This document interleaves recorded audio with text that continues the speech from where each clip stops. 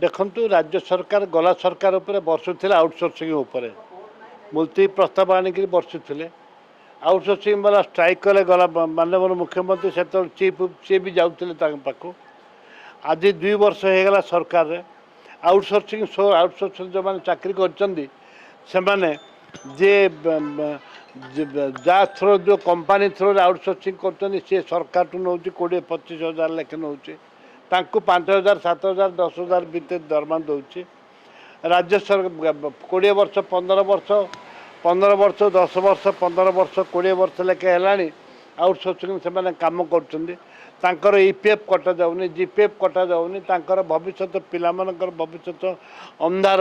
जीवनटा भी अंधार से राज्य सरकार अनुरोध करुचु दयाकोरी ए आउटसोर्सिंग उठेकरी जमी पंजाब ठू आरंभ कर विभिन्न राज्य में आउटसोर्सिंग उठे पुनः निजुक्ति देते ठीक से भाव में एम निजुक्ति दि जाऊ